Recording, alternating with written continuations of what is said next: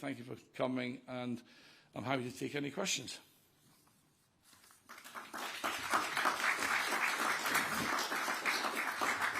So, I've got a list of questions here. Apologies. Right, so starting with David Walker from the Daily Express.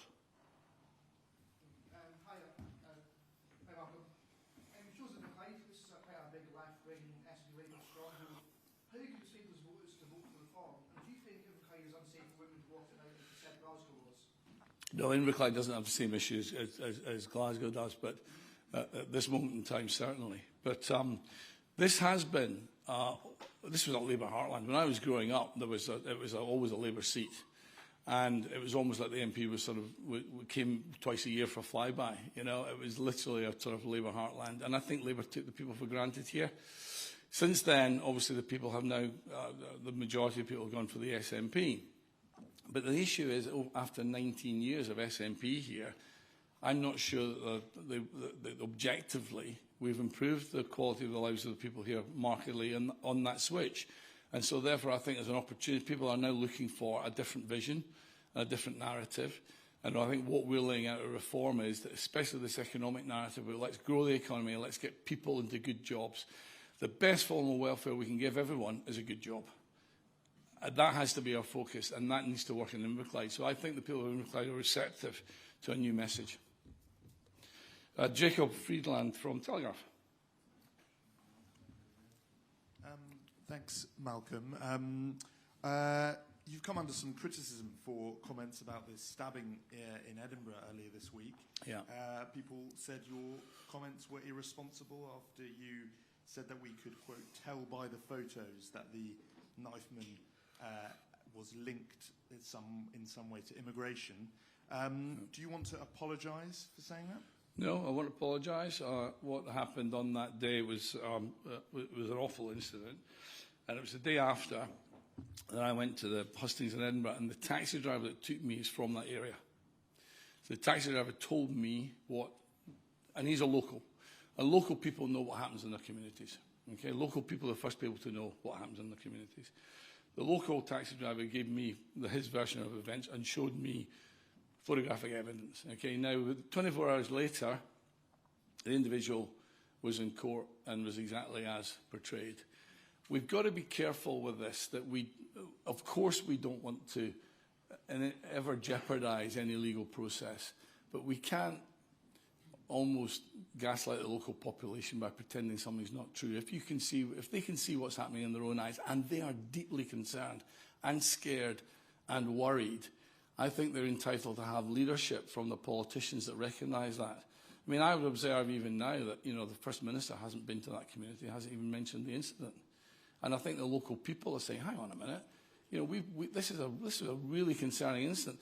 And even if there's different versions of the story, the idea that there's a knife man rampaging around the local community is not a good situation. So I simply said at that moment in time, just very naturally, we do have a problem particularly in our cities, with cohesion.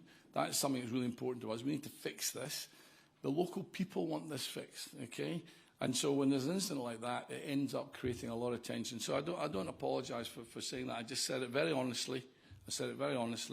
And then I shut it down. And then 24 hours later, it was revealed to be the case in court. Alistair Grant, Scotsman. Hi, Malcolm. Thanks very much. I was interested in some of the comments you made to the Times, and I think on debate night as well, about this group you were going out with in Glasgow. Yeah. I think you said that they were essentially patrolling the city centre between 9 p.m. and 2 a.m. Yeah. And I think you said you'd been on fact-finding trips alongside what you called working-class dads. Can you just say a bit more about that? Yeah. Who was that group? Why were you with them? What did you see? And also you made comments about, if you walk around Glasgow at night, you'll see large groups of foreign men who don't necessarily speak English as their first language in the streets. Do you think it's immigration that is making Glasgow city centre unsafe? Look, again, I can only reflect what the local people invited me to come and see this, because the local people feel they're not being heard properly on this issue, right? And the real issue actually is around housing, actually. And, you know, we've got a housing issue in Scotland, and you might say it's not an immigration issue, it's a housing issue. But when there's a shortage of housing, it becomes an immigration issue, because you're now working out where does that housing go. This particular group's called North to South. It's actually set up by a husband and wife team, but it's a group set up by a husband and wife team, but there's a group of dads, and they do a patrol through the weekends between 9 p.m. and 2 a.m. And the issue is that they have, and it's because of their own situations, perhaps with their own daughter, is that they found that that when they're coming out of the bars and the nightclubs, they feel unsafe. They just feel that the atmosphere has changed in Glasgow in the last 5 years. There's a lot more men basically from foreign lands not speaking English as their first language, and it's not. I need to be very careful with what I'm saying. This is just what these young girls feel less safe, and there's some instances that happened with taxis, etc., that make them feel unsafe. So I didn't want to actually believe that, So I said I better go and see this, and I went and did the patrol with them. And I just have to tell you that what I saw there was just this huge number of hotels. There's a street behind Sakal Street called Renfrew Street. If you go up there, I remember that many years ago. It was a rather pretty set of B&Bs and sort of three-star hotels. These are all now asylum hotels. You walk down to the JP Morgan building, and then there's the Alexander Thompson Hotel. It's a big hotel. These are a lot of hotels and a lot of rooms. And I think it's just the number. I think it's just the pace, the scale, the pace and the number. And what's happening is, I went to the homeless shelter as well the week before that in Glasgow Street to do the check-in on the homeless centre. And there's 30 beds in there. And so I sat with them as they checked them in one by one.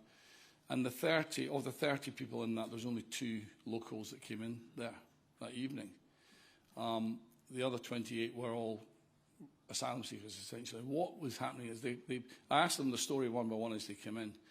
They're men, they're single men. They're not lawyers and doctors with families and children. They're single men that have come here, and they've been smuggled in. They've paid to come in to England, and they will stay in England to get the right to remain. And then, because in Scotland the SNP broke something called the local connection rule, where local councils have got an obligation to house the homeless, but the priority was always given to local people first. That's been taken away. So word has got around in this community that if you go to Glasgow, you'll get they're coming in from Birmingham, from Leeds, from Manchester to Glasgow because you're getting a free deal basically on housing. The issue with that is it's pushing out local people. Local people are now saying they can't get into affordable housing because it's been prioritised to people who've just arrived on our shores. Now, the issue is that people who genuinely need come to our country, of course we want to help them, but we need to find a way that we don't do that in a way that intimidates our own population, local population, and makes them feel that they're now services under pressure, schools under pressure, GPs, hospitals under pressure, and then Glasgow City Council then says it's got 100 million black hole, of which they say 2/3 of it is because of the strain being put on it by this new thing that's only happened in the last 5 years called immigration. And all these men arriving to Glasgow because there's a good deal there. So I saw it with my own eyes. I saw it with my own eyes. And the fact there's a bunch of parents that want to walk their children home because the children don't feel safe, they're not doing that. They're not doing that for a laugh. They're doing that because they've got a problem there. And the police know about it. The police, it's done in cooperation with the police. But that didn't exist 5 years ago. That's all I'm saying. That is an issue. And as I walked around the town centre, you see groups of these individuals who are obviously they're in a foreign town as well. They don't know the community, but they're in the city centre. And it is, no doubt, it's intimidating. No question about it.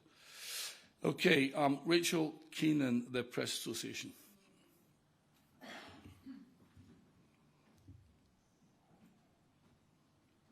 Hello. When are we getting a list of the candidates for the May election? The 19th of March. Great. Okay, thank you. Okay, Abby Garton Crosby, the National.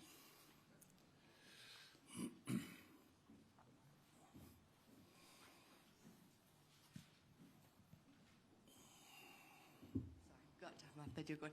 Hi. Obviously, This morning you've talked a little bit about the Edinburgh incident and Glasgow, and when you spoke about the Edinburgh incident, you were accused of stoking tensions over this, and a lot of the things that you've said in response to my colleague's questions have kind of alluded to immigration and a lot of things that could be arguably called racist. Do you have any sort of response to that, and are we going to see more of this from you during the campaign? This is absolutely not racist, because we have in Scotland an impeccable track record of immigration, welcoming people from overseas and integrating people into our community. Reform is absolutely on the side of controlled immigration. We've always had that, and it's a key part of our economy, part of our society. What we don't want is uncontrolled or illegal immigration. If you come here illegally, you should not be here. It's just a fact. You either believe in borders or you don't. If you do believe in borders, you need to police borders. Otherwise, there's no point in having them. Borders are important because borders keep people safe within the community. Now, if you think back to America and Ellis Island, they've only had border control in America for about 100 years. Okay? When you went to America and you went to Ellis Island, there was no border control. Because when you arrived, all you got given was a piece of paper with a stamp on it saying, "Welcome to America." And that was what you were given. That was the only thing you were given. And then you were given the chance to go and build a life for yourself. But that's not the case now. America now has got its own welfare system, and we've got a welfare system. In other words, the people of this country have worked hard over the years to create a society which has certain benefits to it. And those benefits then are given to people when they're in need, whether it's in health, whether it's in education. And therefore, they need to be protected for the benefit of the population. Now, of course, the population welcome people in as part of that. But what they want them to do is contribute, integrate into their society, as they have done over the last 75 years, impeccably. What's happening at the moment, first of all, the Boris wave that came through was the 6 million people came in. They were low-skilled. That was low-skilled immigration. And about a third of those are now on benefits. The idea wasn't to come here to be on benefits. The idea was to come here and contribute. And then the second thing is the illegal piece of this, which is, as I say, people who come here, frankly, who are economic migrants, they're here illegally. And they're now receiving a lot of money from the public purse of the people here, of the community here, but they're here illegally. And it's only fair, isn't it, that people who are here legally protect their rights and make sure we've got a cohesive society. That is not racism. What that is saying is that we want cohesive communities, and we therefore have to police our borders, and we have to administer our laws, and people who are here illegally or break our laws should not be here. And that is not something that is being made up by reform or whipped up by reform. It's quite the opposite. It's something that the local communities want to feel heard on. And it's something that they've been ignored on a lot by the established parties. And it's something that we are now reflecting and being honest about. And I think what we say at Reform is that we're just honest.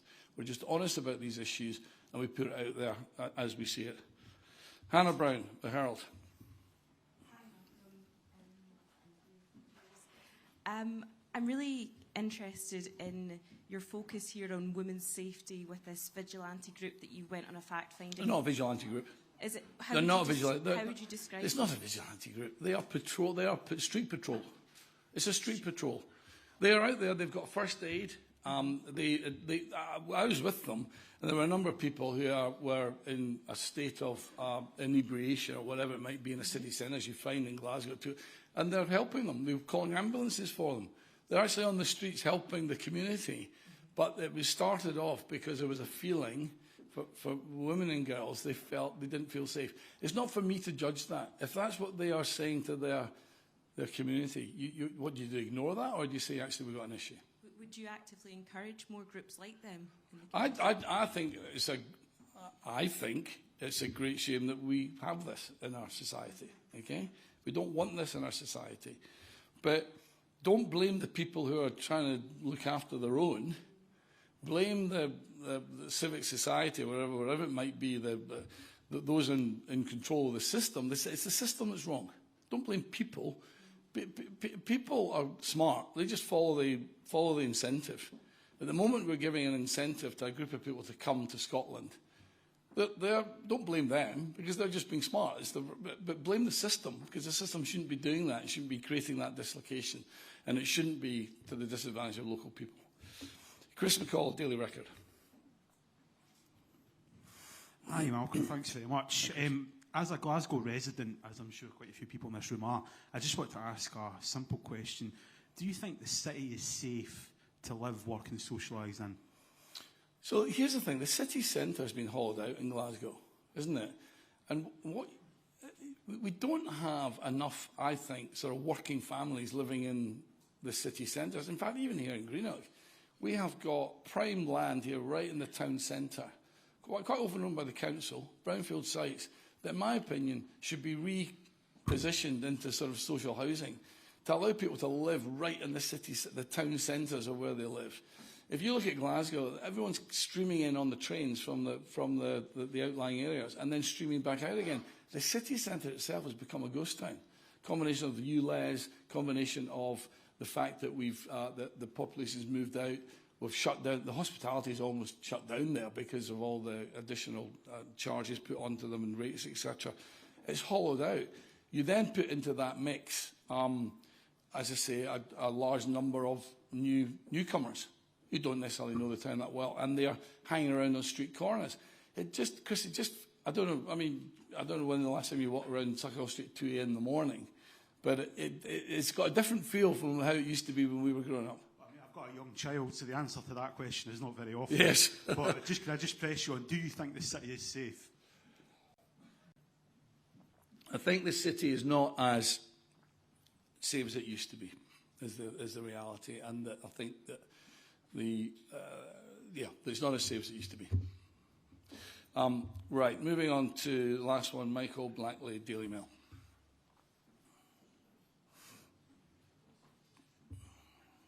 Hi, thank you. Just to return to the candidates, first of all, are you having any difficulty installing these candidates, or how many are in place, ready to be announced as it stands? And just on some of the questions that you had today, the current polling indicates that Reform's popularity has actually declined since you became leader, and whether you count what you said today as vigilante groups. I mean, it's groups that are effectively taking over the role of police, which sounds like a vigilante group. And you're also talking about scrapping denominational schools. No. Are these kind of ideas not going to put people off reform? Are you not the biggest threat to these candidates being elected? So, take them in reverse order. There's absolutely no chance that we are talking about scrapping non-denominational schools. The faith schools are incredibly important, and especially in Inverclyde, they're actually some of the best performing schools. So that was a personal comment with me, just taken out of context. That was about me saying I want our community to be segregated, to be integrated, not segregated, to be integrated, not segregated. We've done a brilliant job here in Inverclyde on that, especially up in Port Glasgow. So that is not happening anytime soon.